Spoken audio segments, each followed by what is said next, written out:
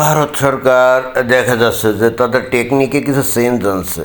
মনে হয় তারা উপলব্ধি করতে পারছে যে যারা নাকি অন্য মানুষের মানবিক অধিকারকে কেয়ার করে না এবং অন্য মানুষকে, অর্থাৎ যারা নাকি তাদের আদর্শের বাইরের লোকজনদেরকে গণহারে হত্যা করতে একেবারে কুণ্ঠিত না এবং ম্যাটিকুলাসলি ডিজাইন করে যারা নাকি এই ধরনের খুন খারাপি গণহত্যা করার জন্য নিজেদের হাত পাকায়, প্ল্যান করে এবং যারা নাকি একটা গণতান্ত্রিক দেশে বসে গণতন্ত্রের সমস্ত সুযোগ সুবিধা নিয়ে এই কর্মকাণ্ডগুলো করে, ভারত সরকার মনে হয় অবশেষে বুঝতে পারছে যে ওই লোকজনগুলাকে বা ওই লোকজনগুলার কাউকে কোনো রকম গণতান্ত্রিক অধিকার বা সুযোগ দেওয়ার কোনো আর সুযোগ নাই।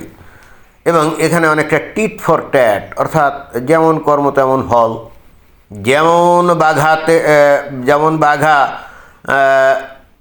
যেমন বাঘা তেঁতুল তেমন বুনো কচু, তাই না? এরকম নাকি একটা আছে না?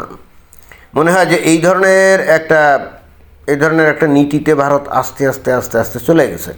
বাইরে থাকলে দেখলে অনেকে মনে করতে পারে যে না না না, এটা তো ঠিক না। ঘটনা কি? ঘটনা হচ্ছে ওই যে ডাক্তার উমর যে নাকি ভারতে ওই যে দিল্লিতে গাড়ি বোমা বিস্ফোরণ ঘটিয়েছে, সেখানে 12-13 জন লোক মারা গেছে এবং উমর নিজেও কিন্তু আত্মঘাতী হামলা চালিয়ে নিজেকেও শেষ করে দিয়েছে। কিন্তু বিষয়টা হচ্ছে এর লক্ষ্য উদ্দেশ্য ছিল তো ওই জায়গায় বিস্ফোরণ ঘটানো না, কোনো জনবহুল জায়গায় গিয়ে অথবা খুব গুরুত্বপূর্ণ জায়গায় গিয়ে বিস্ফোরণটা ঘটানো। এবং পরবর্তীতে এটা তো এখন সবাই জানে যে বেশ কয়েকজন ডাক্তার সেই আলফালা বিশ্ববিদ্যালয় নাকি জানি, তো সেখানে তারা নাকি ডাক্তারি পেশায় নিযুক্ত ছিল, যারা মানুষের জীবন বাঁচানোর কর্মকাণ্ডে নিয়োজিত ছিল, যাদেরকে বলা হচ্ছে যে হোয়াইট কলার টেরোরিজম, অর্থাৎ এমন পেশায় তারা নিয়োজিত ছিল কেউ ঘুণাক্ষরে সন্দেহ করবে না যে ওরা ভিতরে ভিতরে অমুসলিমদেরকে হত্যা করার জন্যে এই ধরনের প্ল্যান প্রোগ্রাম করতে পারে। এটা তো কমপ্লিটলি বিয়ন্ড ইমাজিনেশন, রাইট? যে কে কল্পনা করবে, কে চিন্তা করবে, কে সন্দেহ করবে যে একজন ডাক্তার যে নাকি অন্য মানুষের জীবন বাঁচাতে ব্যস্ত থাকে, ডেডিকেটেড থাকে, সে নিজেই আবার অমুসলিমদেরকে হত্যা করার জন্য ব্যাপকভাবে বিস্ফোরক সংগ্রহ করছে, তারপরে রিসিন নামক বিষাক্ত পদার্থ তৈরি করছে, যেটা নাকি পানিতে দিয়ে হাজার হাজার মানুষকে হত্যার প্ল্যান প্রোগ্রাম করছে। তো এই ধরনের মানুষ তো আসলে ভারত সরকার চিন্তা করছে এরা তো কোর্টে গিয়ে তারপরে এদের আবার সুযোগ দিতে হবে না, এইগুলো দিলে এরা আরও মাথায় চড়বে, এইগুলো কোনো কিছুর দরকার নাই। ওরা যেরকম আচরণ করতে চাইছিল বা যেরকম আচরণ করছে ওদের সাথে হুবহু সেই আচরণই করতে হবে। এবং সেটা কি? সেটা হলো যে ওমর তো মারা গেছে, তাই না? সে তো এতক্ষণ আমার মনে হয় যে শহীদ হয়ে সোজা বেহেশতে গিয়ে 72 হুরের সাথে ব্যস্ত আছে, হয়তোবা ব্যস্ত আছে তার বিশ্বাস অনুযায়ী। কিন্তু ভারত সরকার যে কাজটা করছে যে তার এই যে ওমরের যে বাড়িঘর আছে, এই বাড়িঘরগুলোকে একেবারে বুলডোজার চালিয়ে পুরো মাটির সাথে মিশিয়ে দিয়েছে। এখন অনেকে বলতে পারে তার যে ওয়াইফ, তার বাচ্চা কাচ্চা, তারা তো এইরকম সন্ত্রাসী ছিল না, টেরোরিস্ট ছিল না, তাদেরকে কেন এই ধরনের কর্মকাণ্ড করা হবে, তাদের বাড়িঘর কেন ভেঙে চুরে খান খান করে দেওয়া হবে? ভারতেরও কিছু কিছু লোকজন কিন্তু এই ধরনের কথাবার্তা দেখলাম যে বলছে। এখন ভারত সরকার এগুলোকে কেয়ার করার আর টাইম নেই। ভারত সরকার সারা ভারতে এমন একটা ন্যারেটিভ তৈরি করতে সমর্থ হয়েছে যে এই সমস্ত ওভার টাইপের লোকজন যারা নাকি ভারতের বুকে বসে ভারতের খেয়ে ভারতের থেকে শিক্ষা নিয়ে ভারতের যাবতীয় সুযোগ সুবিধাকে গ্রহণ করে ভারতকে ধ্বংস করার জন্য যারা এইরকমভাবে ডেডিকেশন অর্জন করে, ডেডিকেটেড হয়, তাদের আর যাই হোক ভারত কর্তৃপক্ষ কোনোভাবে তাদের প্রতি আর সমান সুযোগ সমান অধিকার এগুলো দেওয়ার আর প্রয়োজনীয়তা বোধ করে না। আমার কাছে কেন জানি মনে হচ্ছে এদের পক্ষ নিয়ে যারা কথাবার্তা বলছে, সময় খুব বেশি দেরি নাই, ভারতের লোকজন তাদের উপরে ঝাঁপিয়ে পড়বে। অর্থাৎ যারা নাকি ভারতের খেয়ে ভারতের পরে ভারতে জন্মগ্রহণ করে নিজেদেরকে ভারতীয় মনে না করে, যারা নাকি ওই সৌদি আরবের মরুভূমির আদর্শ লালন করে এবং স্বপ্ন দেখে যে সেখানে গিয়ে উটদুম্বা চড়াবে, খেজুর বাগান থেকে খেজুর পেড়ে খাবে এবং ভারতকেও ওই একই রকম মরুদ্যান বা মরুভূমি বানাবে এবং উটদুম্বা চড়াবে, এবং তাহলে সেইগুলো করতে গেলে তো ভারতকে ধ্বংস করে দিতে হবে, তাই না?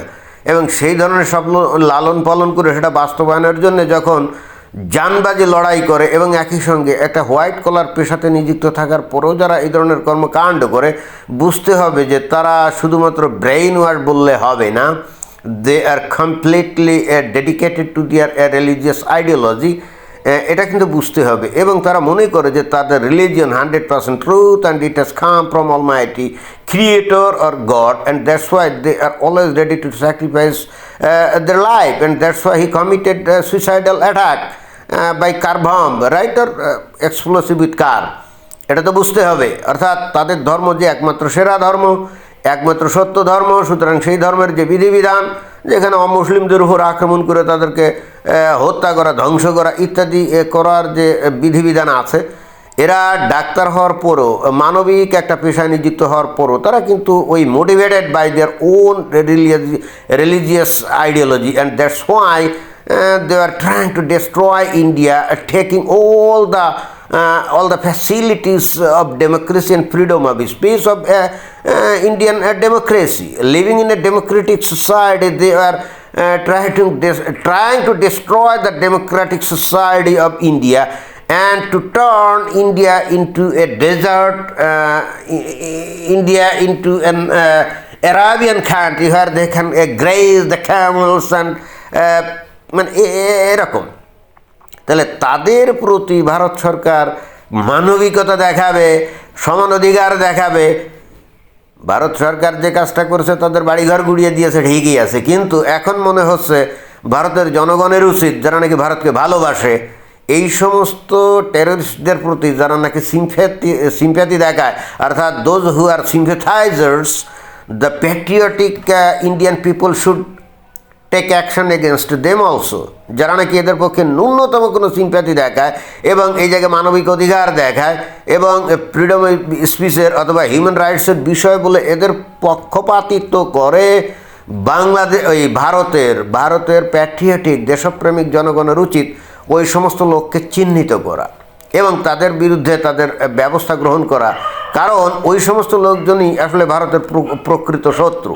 দেখেন, এই এক ডাক্তার, সে না সুইসাইডাল স্ট্রাইক করলে শোকে সে নিজে মারা গেল, 12-13 জন মারা গেল, বাট ওই সমস্ত কথিত বুদ্ধিজীবী বা কথিত মানবাধিকার কর্মী, ওরা কিন্তু হাজার হাজার মানুষের মস্তিষ্ককে বিকৃত করে এবং তাদেরকে তারা টেররিস্ট বানাতে সহযোগিতা করে। তারা নিজেদেরকে তুলে ধরে they are the human rights activist. না, আসলে বিষয়টা হচ্ছে যে দল তাদের ধর্মীয় আদর্শের ভিত্তিতে কোনো রকম হিউম্যান রাইটসে বিশ্বাস করে না, অন্য মানুষের ধর্মের আচরণকে যারা টলারেট করে না এবং অন্য মানুষের মত প্রকাশকে যারা একেবারে অসহ্য মনে করে তাদের কল্যাণ নেওয়ার জন্য রেডি থাকে, তাদের পক্ষে যে সমস্ত কথিত বুদ্ধিজীবীরা হিউম্যান রাইটসের কথাবার্তা বলে এসে এই যে নানা রকম সিম্প্যাথাইজ শুরু করবে, দেখাবে, আমার মনে হয় যে ভারতের জনগণের উচিত তাদের ব্যাপারে ব্যবস্থা নেওয়া।